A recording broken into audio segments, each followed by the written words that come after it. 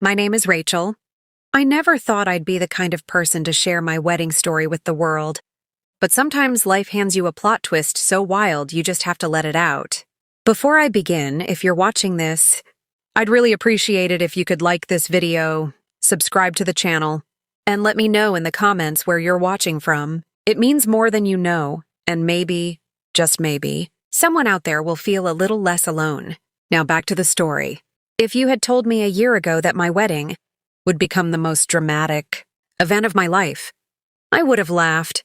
I was never the bridezilla type. I wanted a simple, beautiful day surrounded by the people I loved. I thought that was enough. But I didn't count on my mother-in-law, Judith. Judith never liked me. From the very first day I met her, she made it clear that I wasn't good enough for her son, Mark. She'd make little comments about my job, my family, even the way I laughed. Mark always told me to ignore her, that she'd come around eventually. But as our wedding day got closer, her attitude only got worse. The week before the wedding, Judith moved into our house to help. She took over the kitchen, criticized every flower arrangement, and even tried to change the seating chart. I tried to stay calm, reminding myself that it was just 1 week, that soon she'd be gone and Mark and I would start our life together. But deep down, I was exhausted. The night before the wedding, I was in my room, carefully laying out my dress. It was simple but elegant. Ivory satin, delicate lace, a dress I'd dreamed about since I was a little girl. My best friend Mia was helping me steam the veil when Judith knocked on the door. "Rachel, can I come in?" she asked, her voice unusually sweet. I hesitated, but nodded. She stepped inside, holding 2 glasses of wine.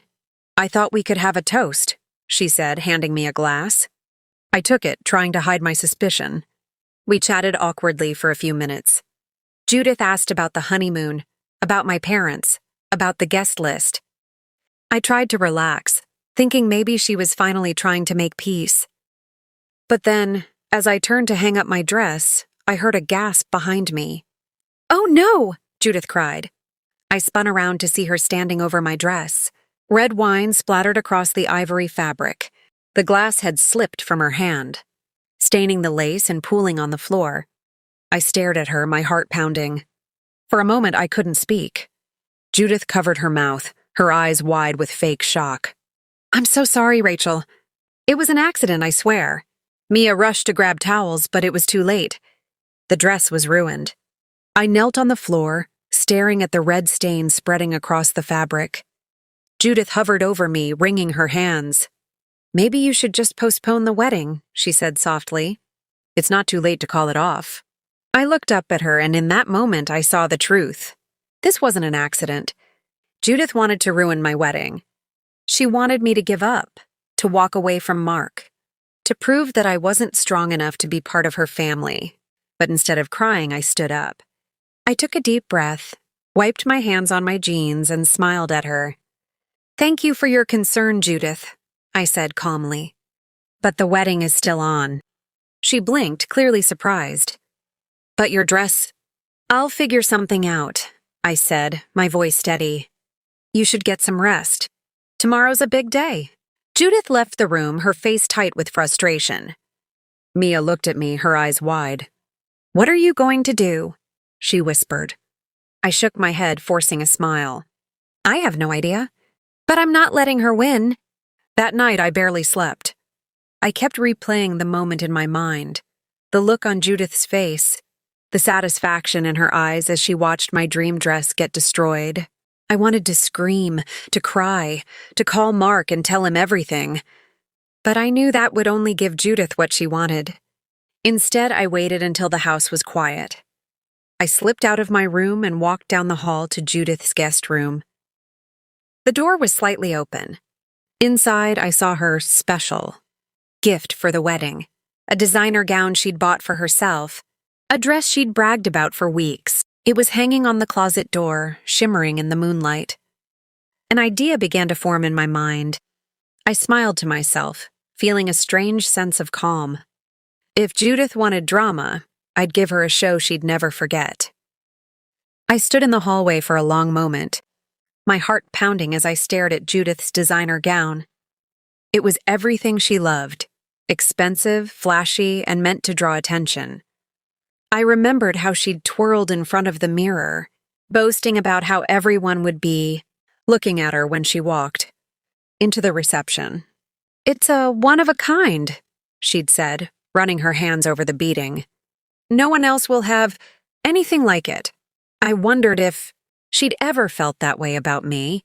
Unique, irreplaceable, worthy of being seen. I tiptoed into the room, careful not to make a sound. The house was silent, everyone asleep, but I still felt like a thief. I reached for the dress, my fingers trembling. For a split second, I hesitated. Was I really going to do this? Was I really going to wear my mother-in-law's prized possession down the aisle? I thought about my ruined wedding dress, about the look on Judith's face when she spilled the wine, about all the times she'd tried to make me feel small. And then I knew I wasn't doing this out of spite. I was doing it to take back my day, to show her that I couldn't be broken. I carefully took the gown off the hanger and carried it back to my room. Mia was still awake, sitting on the edge of the bed, her eyes red from crying. When she saw the dress, her mouth fell open. "Is that—" I nodded, a small smile tugging at my lips. "It's Judith's. If she wants to play games, I'll play too." Mia grinned, her spirits lifting.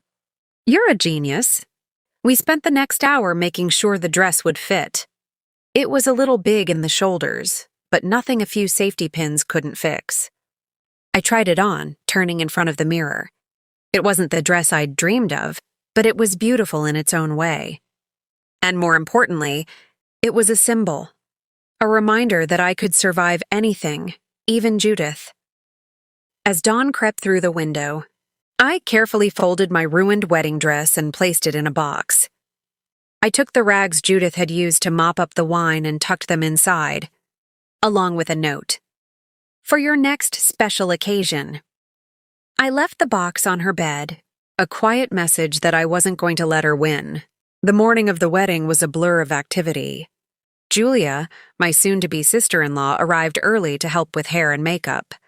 She didn't ask about the dress, just hugged me tight and whispered, "You're stronger than you think." I smiled, grateful for her support. Downstairs, Judith was in full hostess mode, barking orders at the caterers and rearranging the flowers for the third time. She barely looked at me as I passed by, her eyes cold and calculating. I wondered if she suspected anything, if she knew what I'd done.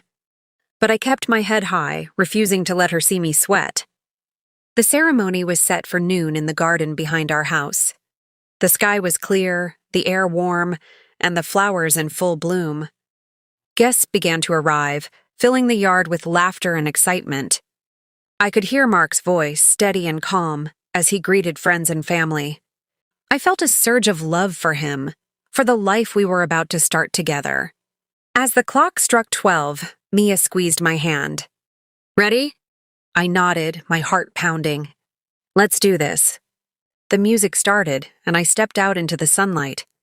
Judith's designer gown shimmering with every step. The guests turned, their faces lighting up with surprise and admiration. I saw Mark at the end of the aisle, his eyes wide with awe. For a moment, I forgot about everything. Judith, the ruined dress, the drama. All I saw was the man I loved waiting for me. But as I walked down the aisle, I caught sight of Judith in the front row. Her face went from confusion to horror in an instant. She stood up, her mouth open in a silent scream. "That's my dress!" she shrieked, her voice echoing across the garden. The guests turned to stare, whispers rippling through the crowd.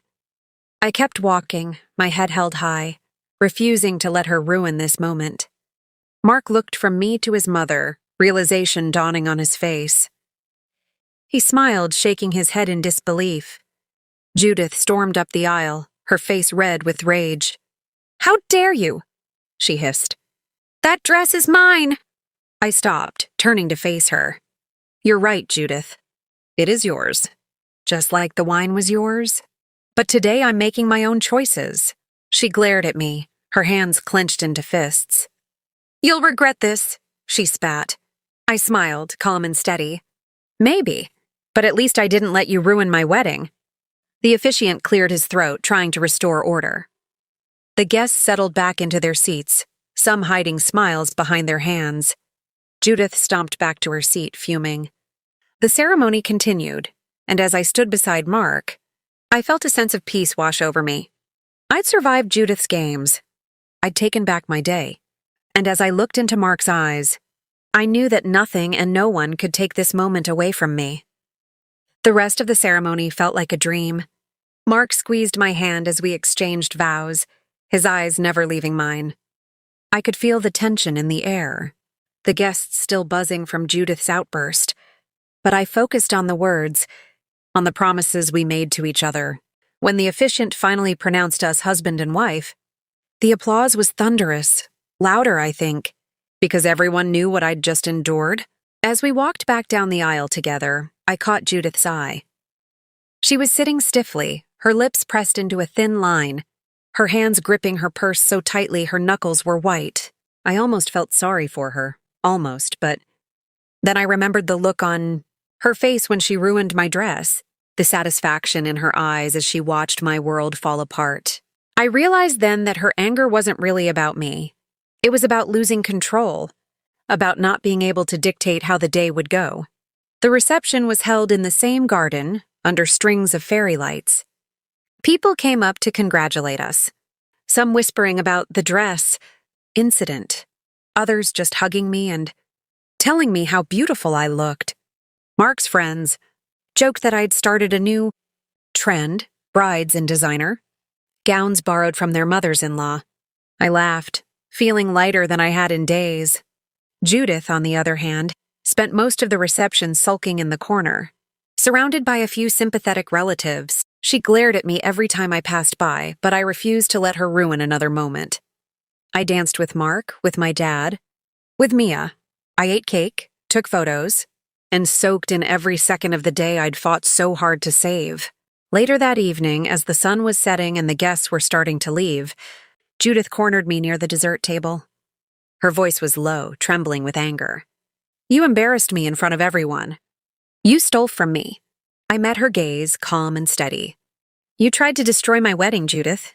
You ruined my dress, hoping I'd give up. But I didn't. I made the best of what I had, just like you always taught Mark to do." She stared at me, searching for something. Remorse, fear, maybe even respect.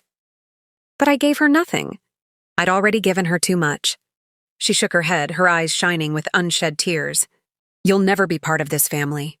I smiled, a real smile this time. "I already am. And nothing you do can change that." She turned and walked away, her shoulders slumped. I watched her go, feeling a strange mix of sadness and relief. I knew things would never be easy between us, but I also knew I'd survived the worst she could throw at me. As the night wound down, Mark found me sitting on a bench beneath the fairy lights. He wrapped his arms around me, kissing my forehead. "You were incredible today," he whispered. "I'm so proud of you." I leaned into him, feeling safe and loved. "I just wanted to marry you. That's all I ever wanted." He smiled, brushing a strand of hair from my face.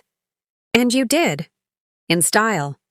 We laughed, the sound mingling with the music and the soft chatter of our friends. For the first time in weeks, I felt truly happy. When we finally went inside, I found a small box on our bed. Inside was a note from Mia. "For your next adventure. You're stronger than you think." Beneath, the note was a tiny silver charm, in the shape of a heart. I slipped it onto my bracelet, a reminder that even when things fall apart, there's always a way to put them back together. If you're watching this, I hope you remember, no one can ruin your happiness unless you let them. Stand up for yourself, fight for your joy, and never let anyone make you feel small. Sometimes the best revenge is simply living well and walking down the aisle in a dress that no one ever expected. Thank you for listening to my story. If you made it this far, please like and subscribe. And let me know in the comments where you're watching from. Maybe my story will help someone else find the courage to stand tall, no matter what life throws their way.